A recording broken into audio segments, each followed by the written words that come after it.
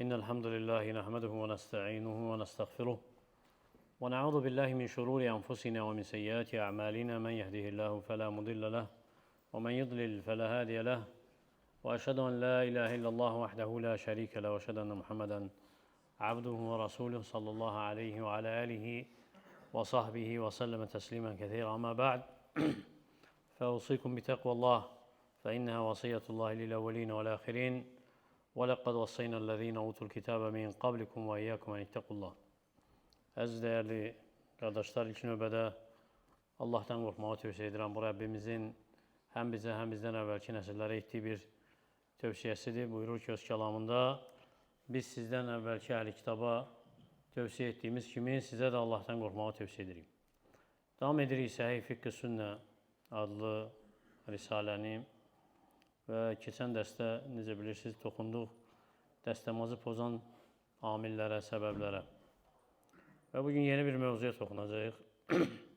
O da umurun la tənqudul vudu, dəstəmazı pozmayan səbəblər. O səbəblər ki, hansı ki, alimlər ixtilaf ediblər. Onlar dəstəmazı pozur, yoxsa yox. Və ən birinci məsələ hansı ki, alimlər ixtilaf ediblər. Dəstəmazın pozulub-pozulmaması haqda deyiblər ki, ləmsur rəculül mara biduni həil. Kişinin qadına toxunması, yəni maniyəsiz. Arada heç bir mani olmadan, yəni qadına birbaşa toxunması. Fərq eləmir, yəni bədəninin hansı üzvünə. Və bu məsələdə alimlər 3 rəyi var. Birinci rəy odur ki, kişi qadına toxunmağı dəstəmazı pozur mütləq olaraq.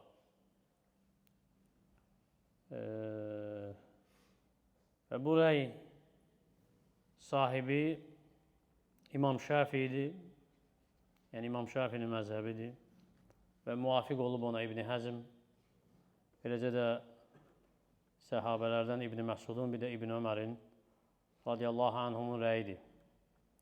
İkinci rəy isə mütləq olaraq pozmur.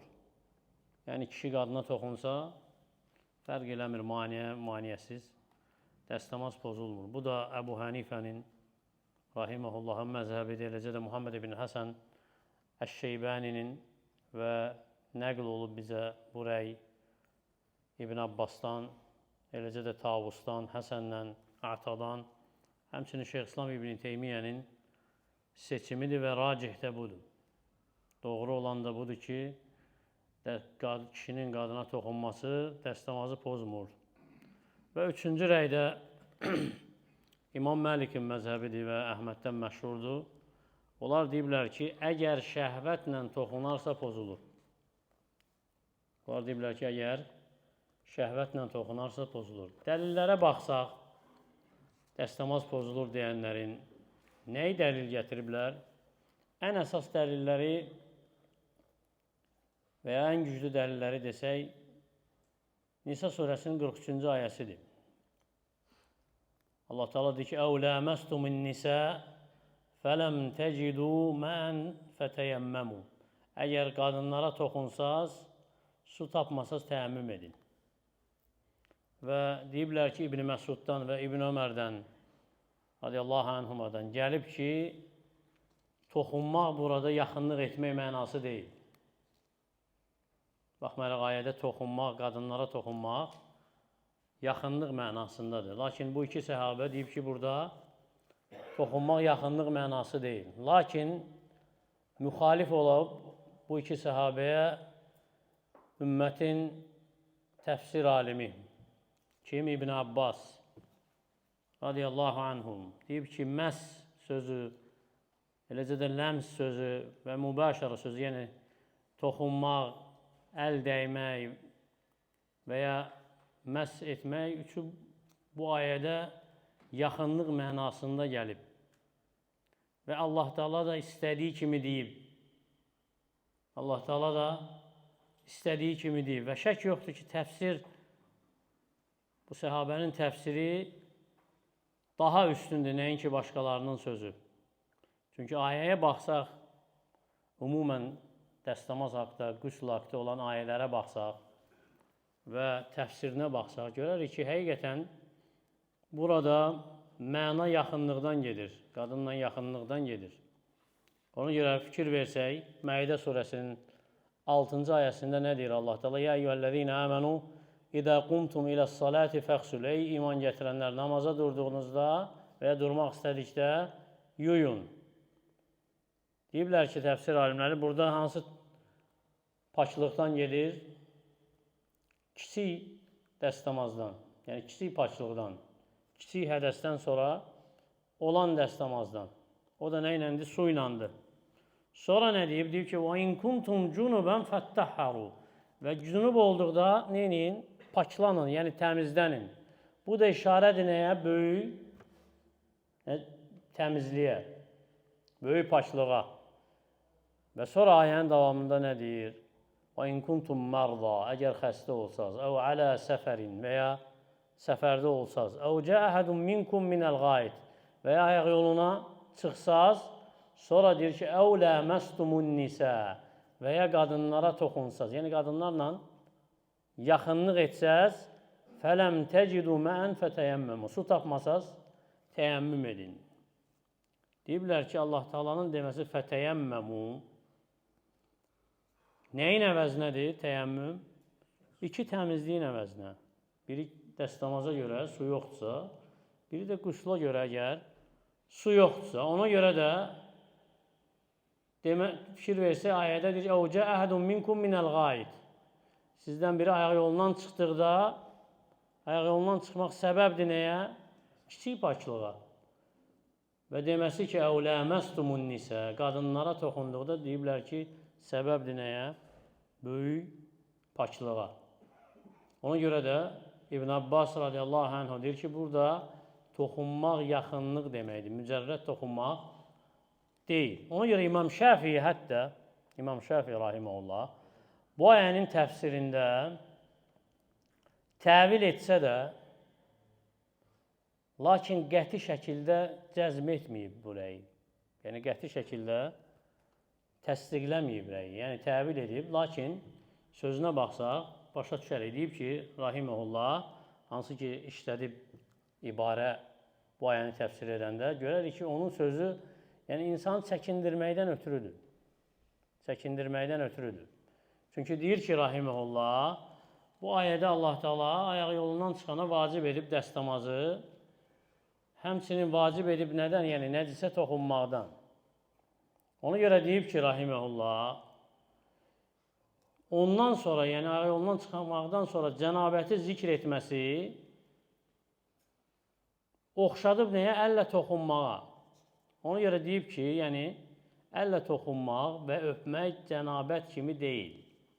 Lakin İbn Abdülbar, rahiməhullah, İmam Şafiinin özündən nəql edir ki, İmam Şafii özü deyib ki, əgər Mə'bəd İbni Nəbətənin hədisi səhih olsa, toxunanın, yəni qadına toxunanın dəstəmaz almasını demərik. Mə'bəd İbni Nəbətən hədisi hansıdır? Gələcək qabaqda Ayşə radiyallahu anhə deyirdi ki, Peyğəmbər sallallahu aleyhi və səlləm bəzən qadınlarından bəzisini öpürdü, sonra çıxırdı namaza, dəstəmaz almırdı. Bəzi alimlər danışırlar bu hədisin səhiliyində, zəifliyində. Toxunacaq hədisə. İmam Şafii özü şəkk edib. Deyir ki, hədis səhih olsa, yəni təvilə baxmaraq. Bu deməkdir ki, təvili qəti şəkildə demir. Təvili və ya etdiyi təfsiri qəti şəkildə təsdiqləmir. Çünki hədis səhih olsa, deyir ki, toxunanın dəstəmaz almasını demərik. Necə ki, İmam Hafiz təlxisdə nəql edib. Həmçinin dəlil nədir ki, qadına toxunan dəstəmazı pozulmur? Hədislər. Ən birinci hədis Ayşə radiyallahu anh hədisi. Deyir ki, radiyallahu anhə, gecələrin birində Peyğəmbər sallallahu aleyhi və səlləmi yataqda tapmadım. Və axtardım əlimlə, otaq da balaca idi. Və əlim Peyğəmbər sallallahu aleyhi və səlləmin dabanlarına toxundu məsciddə, yəni səcdədə idi. Əgər dəstəmaz pozulurdursa qadının kişiyə dəyməsi ilə mücərrəd, Ayşə radiyallahu anh toxunmazdı və ya Peyğəmbər s.ə.v çıxardı namazda. Ona görə ki, əlim onun dabanlarına toxundu. Göstərir ki, dabanları yaxın idi və tutmuşdu əli ilə. Və deyirdi ki, yəni dik saxlamışdı dabanlarını və deyirdi səcdəsində Allahümmə inni əuzu bi ridaka min saxatik. Allahım, mən sənin qəzəbindən razılığına sığınıram. Və həmçinin Ayşə radiyallahu anhənin rəvayət etdiyi başqa bir hədis. Deyir ki, Peyğəmbər sallallahu aleyhi və səlləm önündə uzanırdım. Və ayaqlarım da onun qibləsində idi. Yəni, Peyğəmbər namaz qılırdı. Ayşə radiyallahu anh onun önündə uzanırdı. Və səcdəyə gedəndə çimdiklirdi ayağımı. Yəni ki, çəkim. Mən də ayaqlarımı çəkirdim. Elə ki, qalxırdı, yenə uzadırdım. Yəni, elə ki, qiyama qalxırdı, yenə uzadırdım. Əgər pozulsaydı dəstəmaz qadına toxunmaqla, Peyğəmbər s.ə.v namazdan çıxardı. Və deyir ki, Ayşə radiyallahu anhə وَلِبُيُوتِ يَوْمَيْذٍ لَيْسَ فِيهَا مَصَابِي. O vaxt evlərdə çıraqlar yox idi, yəni işıq yox idi. Həm də dar idi evlər. Və bəzi ləfslərdə gəlir ki, həttə idə əradə ən yu'tira məssə biriclihi. Hətta vitri qılmaq istəyəndə ayaqları toxunurdu mənə. Yəni, dəyirdi mənə ayaqları. Həmçinin hədis, digər hədislər hansılar ki, gəlib Peyğəmbər sallallahu aleyhi və səlləmlə heç birində gəlməyib ki, Peyğəmbər sallallahu aleyhi və səlləm qadına toxunmaq haqda nəsə zikr etsin. Eləcə də müsəlmanlar əsrlər boyu qadınlara toxunub. Nəsə götürüblər, nəsə veriblər. Heç birindən nəql olmayıb ki, kimsə müsəlmanlara və ya müsəlmanlardan kiməsə əmr etsin ki, qadına toxunandan sonra dəstəmaz alsın. Nə də səhabələrin heç birindən həyatı boyu nəql olmayıb ki, onlar qadına toxunduqdan sonra dəstəmaz alıblar. Nə də Peyğəmbər sallallahu aleyhi və səlləmin sünnəsində gəlməyib ki, o əmr edib səhabələrə ki, qadına toxunandan sonra dəstəmaz alsın. Əksinə gəlib bəzi rəvayətlərdə ki, bəzən qadınlarından bəzisini öpürdü, çıxırdı namaza, lakin dəstəmaz almırdı. Dedi ki, hədisin səhihliyində, zəifliyində alimlər ixtilaf ediblər. Bunu ilə yanaşı, nəql etməyiblər ki, qadına toxunandan sonra dəstəmaz almalıdırlar.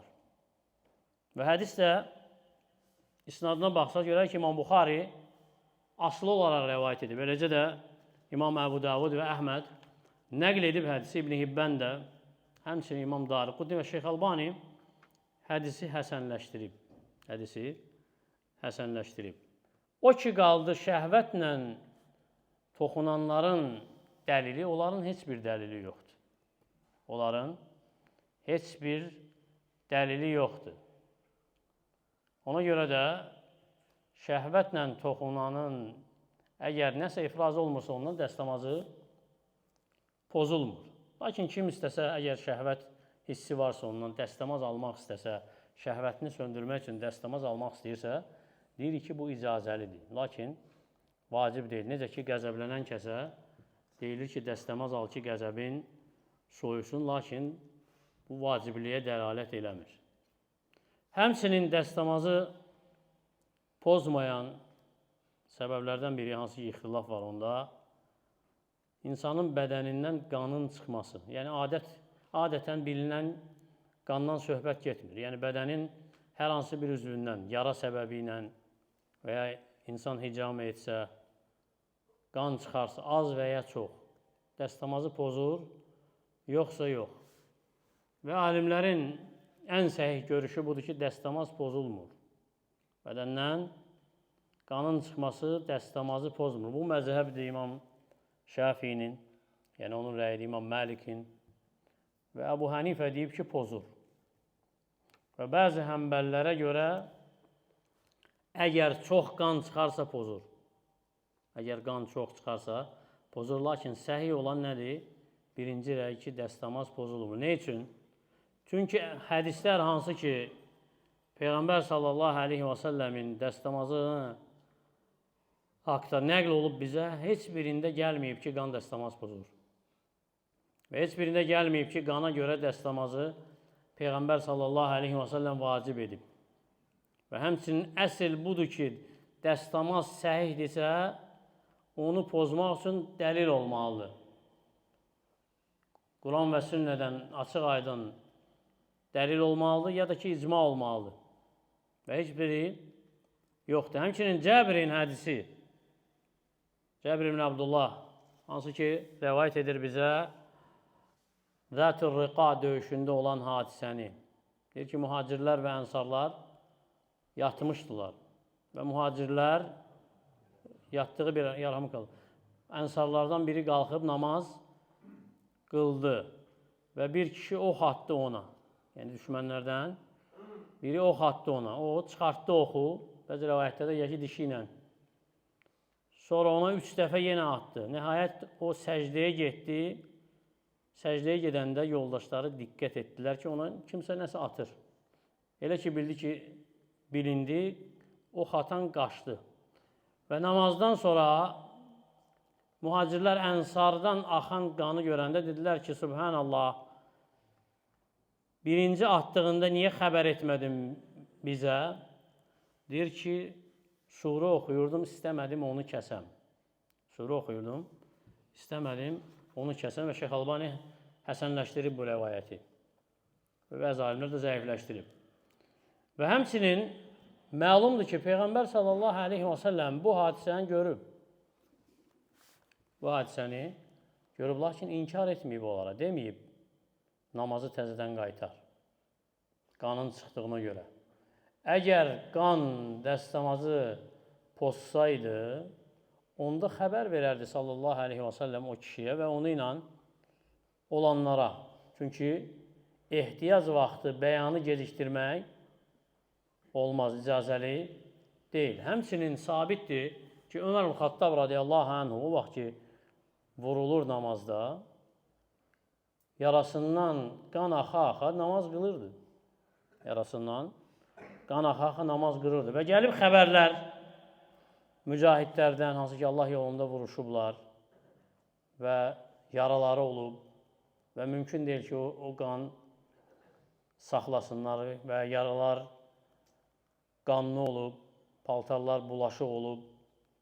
Peyğəmbər sallallahu aleyhi və səlləm heç birinə əmr etməyib namazdan çıxmağı. Və hətta əmr etməyib paltarını dəyişməyi onlardan kiməsə. Ona görə Həsən el-Basri rahiməhullah deyir ki, Məzələl muslimunə yusallunə fi cərhəhum. Hələ də müsəlmanlar yaralarında namaz qılmağa davam edirlər. Yəni, yaralı olduğu halda namaz qılmağa müsəlmanlar davam edirlər. Vaxtımız var, dayanaq yoxsa davam edək? Üçüncü dəstəmazı pozmayan və alimlərin ixtilaf etdiyi nədir? Qusmaq. İnsan qusarsa, dəstəmazı pozulur, yoxsa yox? Alimlərin bu məsələdə rəyi, qan haqda olan rəyi kimidir? Və doğru olan odur ki, necə ki, qan dəstəmazı pozmur, eləcə də qusmaq dəstəmazı pozmur. Əsl odur ki, insan dəstəmazı varsa və qusarsa dəstəmazı pozulmaz. Amma o hədis hansı ki, gətirirlər Mə'dən İbn Əbi Talhədən, o da Əbu Dərdidən ki, Peyğəmbər sallallahu aleyhi və səlləm qustu, orucunu açdı və dəstəmaz aldı. O hədis səhih hədisdir. Lakin alimlər deyiblər ki, o vacibliyə dəlalət eləmir. O vacibliyə dəlalət eləmir. Və o demək deyil ki, qusmaq dəstəmazı pozur, yox. Qusmaq hətta orucu pozmur, əgər bilərəkdən qusmasan. Deyiblər ki, nəyə dəlalət edir? İnsan əgər qusarsa, müstəhəbdir dəstəmaz alsın, vacib deyil. Müstəhəbdir, dəstəmaz alsın, vacib deyil.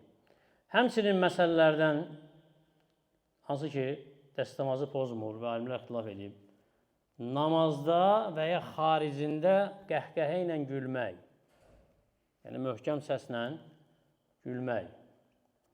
Və alimlər deyiblər ki, səhih olan budur ki,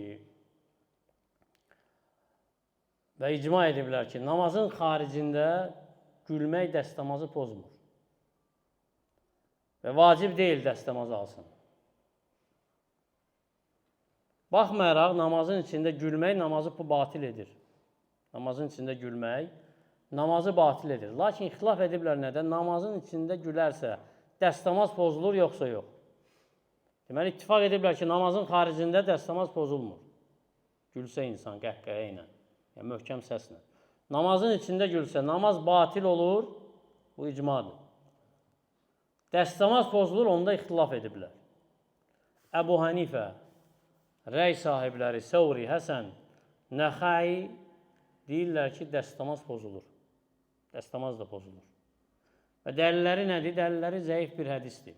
Hansı ki, isnadında qırıq var, yəni tam deyil və sabit deyil. Əbul-Aliyən hədisidir. Deyir ki, həmin hədisdə ravi bir kör kişi Peyğəmbər s.ə.v insanlara namaz qılanda məscidə gəlir. Və məscidə gələndə məscidə yaxın bir yerdə nəyə düşür? Quyuya düşür. Bəzi səhabələr gülür. Namazda olan bəzi insanlar gülür. Peyğəmbər s.ə.v əmr edir, kim gülüb dəstəmazı təzələsinlər və namazı təzələsinlər. Lakin hədis isnadı çox zəifdir. Hədis isnadı çox zəifdir. Əksinə sabit olan odur ki, Cəbir radiyallahu anhudan mövquf olaraq, Cəbirin özündən soruşur, kişi namazda gülərsə, halı necə olar? Deyir ki, namazı təkrarlayar, dəstəmazı təkrarlamaz, yəni qaytarmaz. O deməkdir ki, dəstəmaz var və bu da ən səhih olandır, hansı ki, İmam Şəfiinin, eləcə də İmam Məlikin və Əhmədin və İshaqın və Əbu Thəvrun rəyidir. Beşinci məsələ hansı ki, dəstəmazın pozulub-pozulmamasında ixtilaf var alimlər arasında, meyti yuyan və daşıyanın dəstəmaz və ya qüsl alması. Yəni, meyti yuyan insan və ya onu daşıyan. Dəstəmazı pozulur, yoxsa yox. Yəni, kim meyti yuyubsa və ya daşıyıbsa, onun dəstəmazı pozulmur. Doğru olan bu da budur. Doğru olan da budur. Və deyiblər bəzi alimlər, lakin müstəhəbdir, kim meyti yuyubsa, qüsl alsın və kim daşıyıbsa, dəstəmaz alsın. Deyiblər ki, müstəhəbdir. Nədir dəlilləri müstəhəb deməyə? Deyiblər ki, Əbu Hurayradan hədis var, açıq aydın. Peyğəmbər sallallahu aleyhi və səlləm və hədisin düzdür, səhiyliyində, zəifliyində ixtilaf var. Lakin hədis Şeyx Albani səhiləşdirib İğval Qalildə. Deyir ki, Peyğəmbər s.ə.v mən qassələ meyyitən fəlyəxtəsil. Kim meyti yuyubsa, qüsl alsın. Və mən həmələhu fəlyətəvəddə. Və kim onu daşıyıb, dəstəmaz alsın. Yəni, əslində bu hədis dedi ki, ixtilaf var alimlər arasında. Və Şeyx Albani səhiləşdirib. Nədir bu hədis? Bu hədis sadəcə müsəlmana bəzi ədəbləri öyrədir. Deyiblər ki, alimlər bəzi ədəbləri öyrədir. Yəni, insan əgər qüsl edibsə meyti və ya daşıyıbsa, yaxşı olar ki, qüsl alsın. Əgər yuyubsa. Çünki ola bilər ki, yuduqda nəsə toxunsun ona nəcisdən, yəni meyitdən xaric olan nəsə bir şey toxunsun və yuyunsun bu mənada. Və daşıyan üçün də deyiblər ki, ola bilər ona da daşıdıqda, yəni daşıyıb nəşin üzərinə, yəni daşınan o vasitənin üzərinə qoyanda, ola bilər ona da nəsə toxunub deyə Peyğəmbər sallallahu aleyhi və səlləm bu səbəbdən ona tövsiyə edib ki, o da dəstəmaz alsın. Və yaxud da deyiblər ki, bəzi alimlər daşıyan üçün Peyğəmbər sallallahu aleyhi və səlləmin deməsi ki, yəni dəstəmaz alsın, yəni hazırlaşsın namaza. Deyiblər ki, mənası odur ki, hazırlaşsın namaza. Və bəziləri də deyib ki, bu hədis mənsuxdur. Bu hədis hökmü nəsx olub. Və deyiblər ki, burada qüsl almaq müstəhəbliyə dəlalət edir. Vacibliyə yox. Çünki İmam Hakim Mustadrakda səhih olaraq rəvayət etdiyi başqa bir hədis də var. Hansı ki, Peyğəmbər sallallahu aleyhi və səlləm deyir ki, leysə aleykum fi ğusli meyyitikum ğuslun idə qasaltumu. Sizin heç birinizə, yəni meyitlərinizi yuyanda üzərinizə qüsul düşmür. Niyə? فَاِنَّ مَيِّتُكُمْ لَيْسَ بِنَجَسٍ Sizin meyitiniz nəcis deyil. Sonra deyir ki, فَحَسْبِكُمْ أَنْ تَغْسِلُوا اَيْدِيَكُمْ Sizə bəs edir ki, əllərinizi yuyasınız. Yəni, meyti yudursa, insan əllərini yudursa kifayətdir. Və ya daşıdısa, istəsə əllərini yuyar, istəsə yuymaz. Lakin kimsə qüsl almaq istəsə, bəzi alimlər deyib ki, müstəhəbdir. Və ya daşıyan dəstəmaz almaq istəsə müstəhəbdir. Lakin bəzi alimlərin görüşünə görə bu hədis nədir? Nəsx olub hökmü bu hədislə. Və axırıncı dəstəmazı pozmayan, lakin alimlərin ixtilaf etdiyi məsələlərdən biri də insan dəstəmazında şəkk edərsə, dəstəmaz almalıdır, yoxsa yox. Və səhih olan odur ki, insan əgər dəstəmaz alıbsa, sonra şəkk edirsə, dəstəmazı var, yoxsa yox, əsl odur ki, təharətdədir. Əslə qayıdır. Əsl odur ki, təharətdədir, dəstəmazın pozulduğuna yəqin olmayınca. Yəqin olsa ki, dəstəmazı pozulub, onda dəstəmaz alır. Amma şəklə dəstəmaz almır. Məsələn, insan namazdadır və şəkk edir ki, dəstəmazı pozulub, yoxsa yox. Yəqin yoxdursa namazdan çıxmır. Necə ki, Abdullah İbn Zeydin hədisində gəlir ki, bir kişi Peyğəmbər sallallahu aleyhi və səlləmə şikayət etdi ki, namazda nəsə hiss eləyir. Yəni, şəkk gəlir ona. Dəstəmazı pozulur, yoxsa yox. Deyir ki, lə yansarif həttə yəsməu səvtən əv yəcidu rihən. Deyir ki, çıxmır namazdan ta ki, səs və ya iy eşitməyincə. Yəni, səs eşidib, iy hiss etməyincə. Ona görə İmam Bağəvi rahiməhullah Şərh-ü Sünnədə deyir ki, hətta dəstəmazının pozulduğunu yəqin bilməyincə. Çünki səsi eşitmək, qoxunu hiss etmək şərtdir. Qoxunu hiss etmək şərtdir. Bu qədər Allah Teala bizə eşidib faydalarından etsin. Gələn dərsdə inşallah dəstəmaz nəyə görə vacib edilib, o məsələlərə toxunacaq Allah Teala'nın izni ilə. Allah Teala bizə eşidib faydalarından etsin. Əqulu mə təsmə'un və əstəğfirullah li və ləkum və lisəiril muslimin min kulli dən fəstəğfiruhu innəhu vəl-ğafurrahim.